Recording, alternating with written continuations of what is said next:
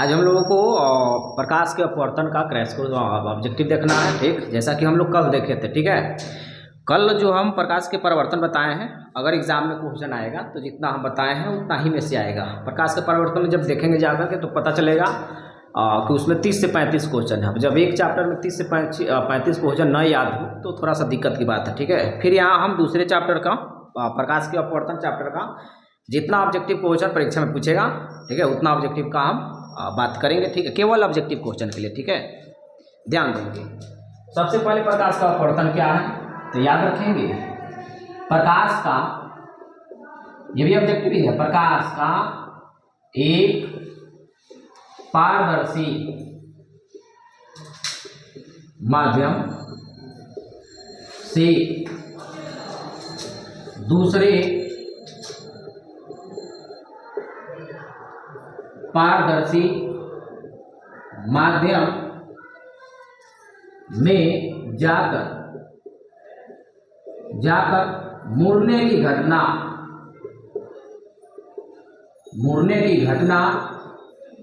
हमारे पास क्या कहलाता है? प्रकाश का अपवर्तन कहलाता है। क्या है? जब प्रकाश की एक माध्यम से दूसरे माध्यम में जाती है तो अपना पथ को क्या कर देती है? चेंज कर देती है, डेविएट हो जाती है, थोड़ा सा मुड़ जाती है अपने पथ से। ठीक है, उसको हम लोग क्या बोलते हैं? प्रकाश का अपवर्तन बोलेंगे। ठीक है, यहाँ से क्वेश्चन जो ऑब्जेक्टिव आएगा पूछेगा कि प्रकाश के एक माध्यम से दूसरे माध्यम में जाकर के मुड़ने की घटना को क्या बोलते हैं? प्रकाश का अपवर्तन, विवर्तन, व्यतिकरण। तो उसमें हमारा आंसर क्या हो जाएगा? प्रकाश का अपवर्तन। ठीक है, हमारे डेली लाइफ में प्रकाश के अपवर्तन के उपयोग भी हैं, ये दिखाई देते हैं। हमारे डेली लाइफ में प्रकाश के अपवर्तन के उपयोग, पहला, पानी से भरी बाल्टी में छड़ी का मुड़ा हुआ दिखाई देना। पानी से भरी बाल्टी है तो पानी से भरी बाल्टी में जब छड़ी को रखते हैं, सीधा छड़ी पे स्ट्रेट छड़ी को रखते हैं तो ऊपर से देखने पर ऐसे लगता है कि छड़ी मुड़ा हुआ दिखाई देता है। ठीक है, तो ये परीक्षा में जब पूछेगा छड़ी का मुड़ा हुआ दिखाई देना, अब इसको लैंग्वेज में लिखना पड़ेगा। जैसे हम बोल दिए कि प्रकाश के अपवर्तन के अनुप्रयोग, तो प्रकाश के अपवर्तन के अनुप्रयोग में आपको लिखना पड़ेगा। ठीक है, कि पानी से भरी बाल्टी में छड़ी का मुड़ा हुआ दिखाई देना। ठीक है, तो ये हो गया पहला। दूसरा, बाल्टी में जब सिक्का रखेंगे ना तो पता चलेगा कि सिक्का पेंदी में रहता पेंदी में है, लेकिन जैसे ही बाल्टी के ऊपर से हम देखेंगे तो पता चलेगा कि सिक्का जो है पेंदी में न रह करके थोड़ा सा पेंदी से ऊपर दिखाई देता है। ये ऊपर दिखाई देना प्रकाश का अपवर्तन का कारण है। ठीक है, यहाँ जो सिक्का हुआ करता है, सिक्का का ऊपर दिखाई देना। ठीक है, लेकिन ये सब दोनों किसमें होगा? पानी में ही होगा। ठीक है, पानी में, कोई पारदर्शी माध्यम में ही होगा। ठीक, तीसरा जो है, किसी वस्तु का बड़ा दिखाई देना। कभी क्या करोगे कि पानी से भरी बाल्टी में क्या करोगे? हाथ को इसे लगाना, हाथ को नीचे पेंदी में हाथ को सटा देना, ऊपर से देखोगे ना तो लगेगा कि उंगलियां जो है थोड़ा सा फुली हुई दिखाई देगी, मोटे मोटे दिखाई देती हैं। ठीक है, तो ये उंगलियों का मोटी मोटी दिखाई देना पानी में किसी वस्तु के। जैसे मछली हो गई, मछली को क्या है कि मछुआरा है या जो मछली पकड़ा हुआ उसको समझ में आएगा क्या बता रहे हैं हम। मछली अगर पानी में है तो पानी में मछली है तो ऊपर से जब देखेंगे ना तो पता चलेगा बड़ी मछली है, लेकिन निकालने के बाद पता चलता है कि वो छोटी मछली है। तो ये पानी में बड़ी मछली, आकार बड़ा दिखाई देना, ये भी क्या है? प्रकाश के अपवर्तन का कारण है। ठीक है, मछली का बड़ा दिखाई देना, ये मछली नहीं कोई भी चीज होगा दिखाई देना। ठीक है, ये हमारे पास हो गया। ठीक, अब हम बात करेंगे कि जो प्रकाश के अपवर्तन है, प्रकाश के अपवर्तन के दो नियम हैं। प्रकाश के अपवर्तन के कितने नियम? दो नियम है। ठीक है, प्रकाश के परिवर्तन के भी दो नियम थे, प्रकाश के अपवर्तन के भी दो नियम होंगे। पहला नियम को तो पता ही होना चाहिए हमको, पहला नियम से मतलब नहीं है क्योंकि हमको ऑब्जेक्टिव क्लियर कराने हैं। ठीक है, दूसरा नियम है प्रकाश के अपवर्तन के दो नियम है, जिसमें से दूसरा नियम को हम लोग स्नेल का नियम कहते हैं। दूसरे नियम को स्नेल का नियम कहते हैं, याद रखेंगे। परीक्षा में हमेशा पूछा गया है कि प्रकाश के अपवर्तन के किस नियम को स्नेल का नियम बोलते हैं? पहला नियम, दूसरा नियम, तो दूसरे नियम को स्नेल का नियम कहते हैं। स्नेल के नियम क्या है? याद रखेंगे। स्नेल का जो नियम है वो है साइन आई बटे साइन आर नियतांक हुआ करता है। ठीक है, और ये बात हमेशा पूछा जाता है एग्जाम में, ठीक है। निम्न में कौन स्नेल का नियम है? तो स्नेल के नियम में क्या होता है कि इसको बोलते हैं आपतन कोण की ज्या, इसको बोलते हैं अपवर्तन कोण की ज्या। साइन का हिंदी होता है ज्या, ठीक है। मैथ में केवल नाम जानते हो कि साइन होता है, साइन कॉस। साइन का हिंदी होता है ज्या, ठीक। टैन का हिंदी होता है स्पर्श ज्या, ठीक। तो यहाँ इसको बोलते हैं आपतन कोण की ज्या, ये है परावर्तन कोण की ज्या का नियतांक क्या होता है? साइन आई और स्नेल के नियम कहते हैं, ठीक है। तो स्नेल के नियम हो गया, ठीक है। अब देखते हैं, हम लोग को देखना है वो प्रिज्म के बारे में बात करना है। ये ऑब्जेक्टिव क्वेश्चन है प्रिज्म। प्रिज्म से क्वेश्चन गिना चुना क्वेश्चन है, ध्यान से सुनेंगे। हम जब प्रिज्म का बात बोलेंगे तो समझ जाएंगे हम आदर्श प्रिज्म का बात कर रहे हैं। आदर्श प्रिज्म भी हमारे पास दो प्रकार के हुआ करते हैं, आदर्श प्रिज्म और एक हो जाएगा अनादर्श प्रिज्म, ठीक है। आदर्श प्रिज्म ये हमारे पास हुआ करता है, प्रिज्म को ऐसे बनाएंगे, ठीक। ये हमारे पास प्रिज्म है, ठीक है। प्रिज्म में जब पता करोगे तो प्रिज्म में याद रखेंगे, प्रिज्म से जो क्वेश्चन आने वाला है, प्रिज्म से जो क्वेश्चन आने वाला है, पहला क्वेश्चन है कि प्रिज्म में कितनी सतहें होती है, तो याद रखेंगे प्रिज्म में 5 सतहें होती है। ये बात हमेशा पूछा गया है परीक्षा में, ठीक है। प्रिज्म में कितने सतहें? 5 सतहें हो जाएगी, ठीक है। दूसरा जो क्वेश्चन आएगा, प्रिज्म का प्रत्येक कोण, एक कोण नहीं, प्रिज्म का प्रत्येक कोण कितना डिग्री का होता है? 60 डिग्री का होता है।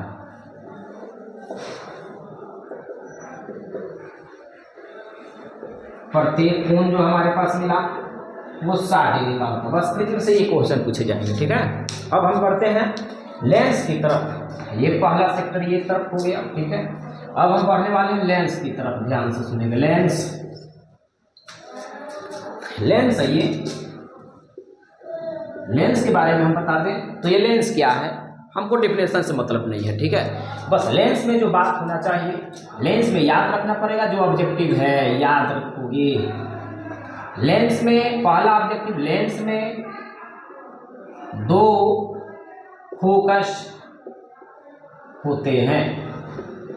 दुनिया का कोई भी लेंस हो उसमें फोकस कितना मिलेगा? 2 फोकस मिलेगा, ठीक है। एक को बोलते हैं प्राथमिक फोकस और एक को बोलते हैं द्वितीयक फोकस, ठीक है। दर्पण में कितना फोकस? 1 फोकस। हाँ, अब क्वेश्चन पूछोगे कि सर लेंस में 2 फोकस क्यों होता है, दर्पण में 1 फोकस क्यों होता है? तो याद रखेंगे दर्पण में एक ही सतह, एक दर्पण एक ही सतह से मिलकर बना होता है। ये है दर्पण, तो इसका एक ही फोकस हुआ करता है, ठीक। और लेंस जो बनता है वो लेंस में 2 सतहें होती हैं, देख लो इस प्रकार से। तो लेंस में 2 सतहें होती है तो 2 फोकस हो जाएंगे, 2 वक्रता त्रिज्या हो जाएगी, ठीक है। सारी चीजें 2-2 को हो जाएगी इसमें, ठीक है। हाँ, प्रतिबिंब 2 को बनेगा, सोच रहे होंगे। हाँ, दोनों तरफ से इसमें प्रतिबिंब बनता है, 2 वो नहीं बनता, दोनों तरफ से बनता है, ध्यान से सुनो। उसके बाद लेंस के बारे में ये हो गया हमारे पास क्या कि लेंस में कितने फोकस? 2 फोकस होते हैं, ठीक है। दूसरा कि लेंस में याद करो कि दर्पण में सभी दूरियां कहाँ से मापी जाती है? दर्पण में सभी दूरियां ध्रुव से मापी जाती है। लेंस में सभी दूरियां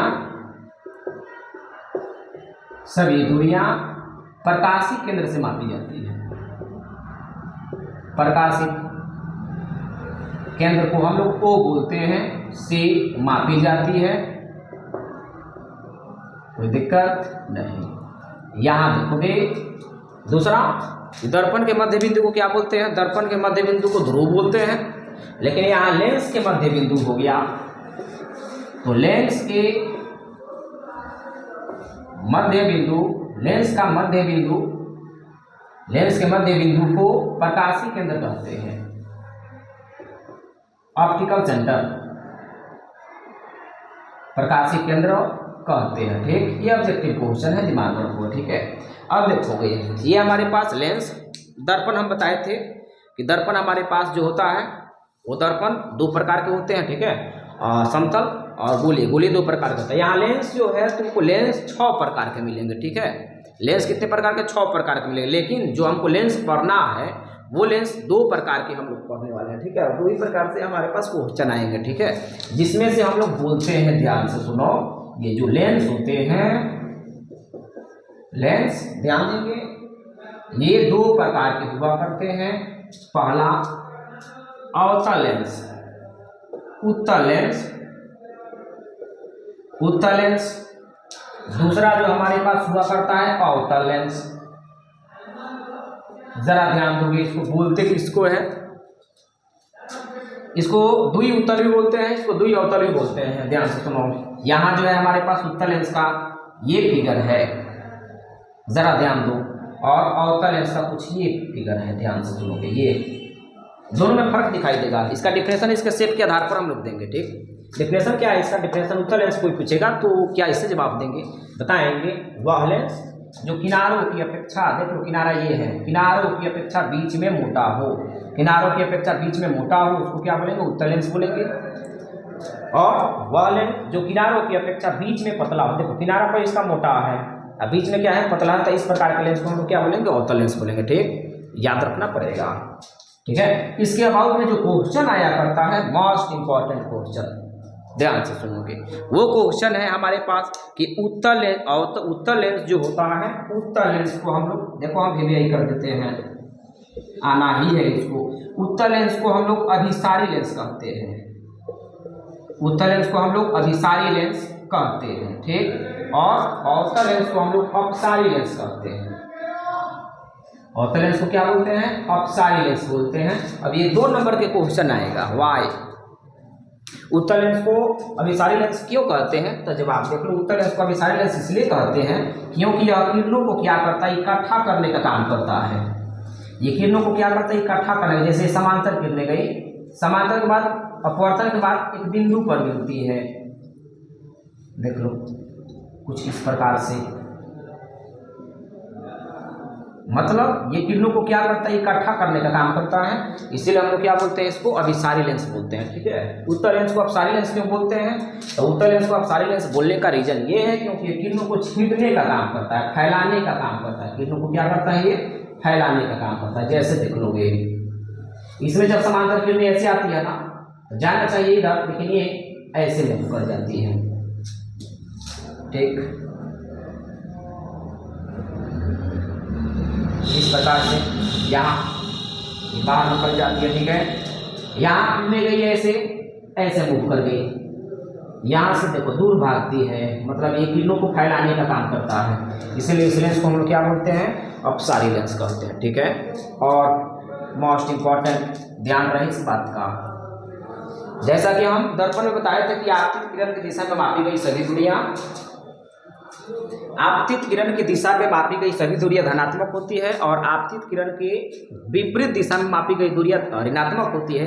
तो याद रखेंगे, वो दर्पण में भी था और ये लेंस में भी बातें होंगी। ठीक है, लेंस में भी वही बात होगा, पूछेगा लेंस में आपतित किरण की दिशा में मापी गई दूरियां क्या होगी? तो यहाँ भी धनात्मक होगा। लेंस में आपतित किरण की दिशा के विपरीत मापी गई दूरियां क्या होगी? तो वो ऋणात्मक हो जाएगी। ठीक है, जैसे वहाँ था वैसे भी यहाँ होगा। ठीक है, लेकिन जो बदलने वाला जो चीज़ है वो बड़ा ही इंपॉर्टेंट है, ध्यान से सुनोगे। है, यहाँ हमेशा पूछता है कि उत्तल लेंस की जो फोकस दूरी होती है, वो उत्तल लेंस की फोकस जो दूरी होती है वो धनात्मक होती है कि ऋणात्मक होती है? याद रखेंगे, उत्तल लेंस की फोकस दूरी, यहाँ ये उत्तल लेंस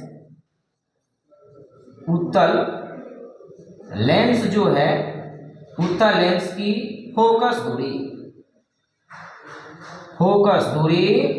मतलब F ये होती है धनात्मक, पॉजिटिव होती है। इसको लैंग्वेज में लिखना पड़ेगा। ठीक, यहाँ जो होता है तुमको अवतल लेंस की फोकस दूरी वो जो होती है वो होती है ऋणात्मक। अवतल लेंस की फोकस दूरी ऋणात्मक, उत्तल लेंस की फोकस दूरी धनात्मक होती है। ठीक है, ये बातें समझ में आ गई है ना। अब तीसरे सेक्टर में हम चलते हैं। ये हमारे पास तीसरा सेक्टर स्टार्ट करते हैं। वो हमारे पास तीसरा सेक्टर जो है, दिमाग में रखेंगे, शक्ति है, ध्यान देंगे। यहां से भी क्वेश्चन हमेशा आता है, ध्यान दोगे। लेंस की क्षमता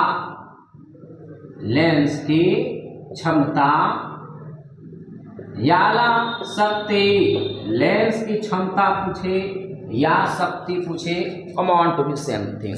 ठीक, यहाँ लेंस की क्षमता किसको बोलते हैं? लेंस की क्षमता को हम लोग P द्वारा सूचित करते हैं। लेंस की क्षमता को किससे सूचित करते हैं? P द्वारा सूचित करते हैं।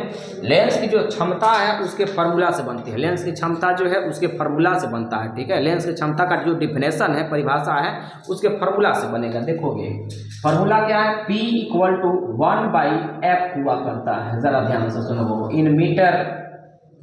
ये है शक्ति, इसको हम लोग क्या बोलते हैं? शक्ति बोलते हैं। इसको तो बचपन से जानते हो, फोकस दूरी है, ठीक।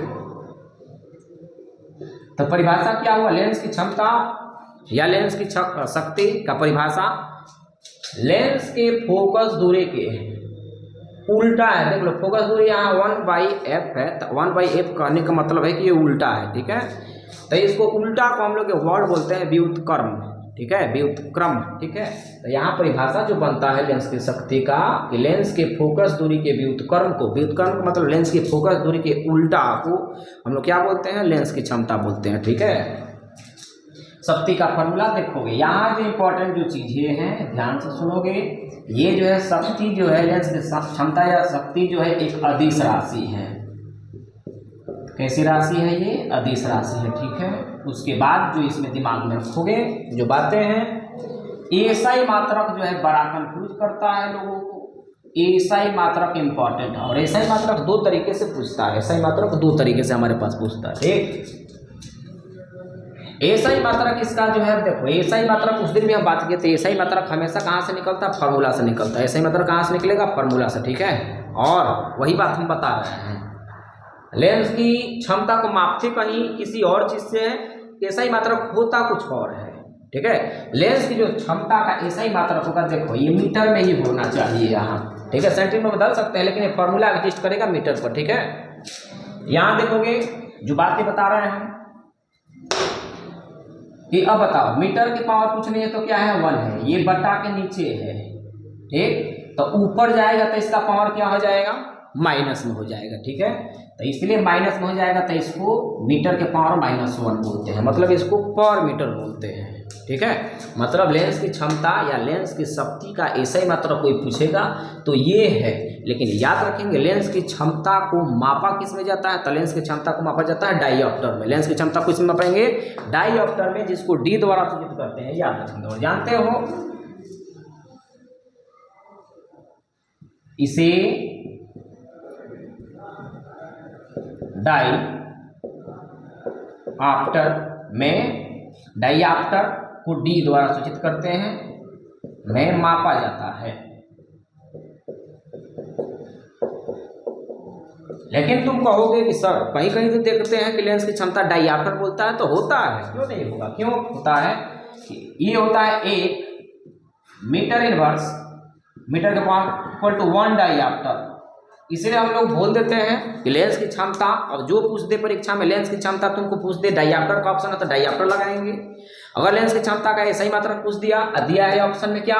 मीटर के पावर, तो वो ऑप्शन लगाएंगे, ठीक है। ऑप्शन के हिसाब से हम लोग देखेंगे कि लगाना किसको है, ठीक है। जैसे इसका क्वेश्चन बड़ा ही छोटा क्वेश्चन आता है। जैसे क्वेश्चन आ गया, मात्रक है शक्ति का, लेंस की क्षमता का,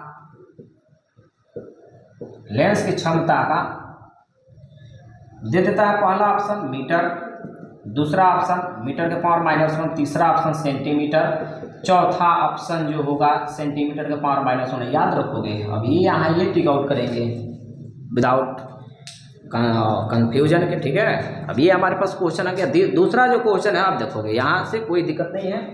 यहाँ और ऑब्जेक्टिव ध्यान से सुनोगे, दिखाई दे रहा है यहाँ जो ऑब्जेक्टिव है, अब सुनो। उत्तल इंपॉर्टेंट है ये, यहां से भी दो में से कोई एक आना ही है। उत्तल लेंस की क्षमता, याद रखोगे उत्तल लेंस की क्षमता धनात्मक होती है। उत्तल लेंस की क्षमता धनात्मक, अवतल लेंस की क्षमता याद रखोगे ऋणात्मक होती है। ये क्वेश्चन आ गया, बड़ा ही इंपॉर्टेंट क्वेश्चन है। उत्तल लेंस की जो क्षमता होती है वो धनात्मक होती है और अवतल लेंस की क्षमता क्या होती है? ऋणात्मक होती है। क्वेश्चन आया क्यों? तो सोच करके देखो, खुद से दिमाग तो लगाओ। यहाँ हम पूछे कि लेंस की क्षमता किससे मिलता है, लेंस की क्षमता किससे मिलता है, फोकस से मिलता है, ठीक है। अब बताओ कि फोकस, अब मान लो कि हम उत्तल लेंस का क्षमता निकालें, तो उत्तल लेंस की क्षमता जब निकालेंगे तो उत्तल लेंस का फोकस चाहिए, और उत्तल लेंस के फोकस है तो उत्तल लेंस के फोकस हम बताए हैं यहाँ, उत्तल लेंस के फोकस दूरी क्या होती है, धनात्मक होती है। तो उत्तल लेंस की जब फोकस दूरी धनात्मक हो गई, फोकस दूरी धनात्मक आएगी तो क्षमता भी तो धनात्मक आएगा ना। अवतल लेंस की फोकस दूरी देख लो, अवतल लेंस की फोकस दूरी ऋणात्मक होती है तो अवतल लेंस की क्षमता भी क्या होगी, ऋणात्मक होगी, ठीक है। लास्ट हमारे पास जो ऑब्जेक्टिव क्वेश्चन है, लास्ट ऑब्जेक्टिव क्वेश्चन जो है याद रखेंगे, लास्ट ऑब्जेक्टिव क्वेश्चन जो है, यदि प्रकाश की किरणें सघन माध्यम से विरल माध्यम में प्रवेश करती है, यदि प्रकाश की किरणें सघन माध्यम से विरल माध्यम में प्रवेश करती है तो याद रखोगे, यदि प्रकाश की किरणें सघन माध्यम से विरल माध्यम में प्रवेश करती है तो वह अभिलंब से दूर भागती है।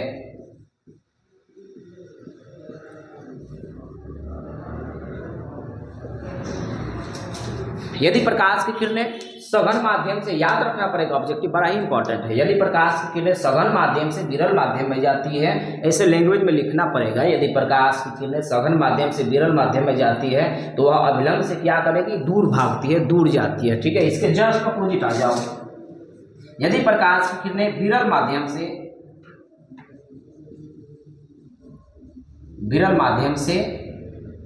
सघन माध्यम में प्रवेश करती है, सघन माध्यम में प्रवेश करती है, देखो विरल से सघन माध्यम में प्रवेश करती है तो याद रखेंगे ये अभिलंब की ओर भागेगी, अभिलंब की ओर आती है, अभिलंब की ओर, और अभिलंब से दूर, अभिलंब से दूर कहने को अभिलंब से दूर भागना, दूर जाना, अभिलंब की ओर का मतलब अभिलंब की ओर आना, तरफ आना, नजदीक आना, ठीक है। अब ये हमारे पास हो गया लेंस से तुमको प्रकाश का अपवर्तन से जितना ऑब्जेक्टिव क्वेश्चन आएगा, हमको लगता है कि 30-35 को क्वेश्चन होगा, और इतना ही में से बोर्ड में हमारे पास क्वेश्चन आएगा, ठीक है। अगला जो हमारे पास चैप्टर है, टारगेट है, वो मानव नेत्र है, ठीक है। अब उसको लेकर के आएंगे, और ये पीछे वाला वीडियो का हम लिंक जो है डिस्क्रिप्शन बॉक्स में दे देंगे, ठीक है। तब तक के लिए जय हिंद, जय भारत।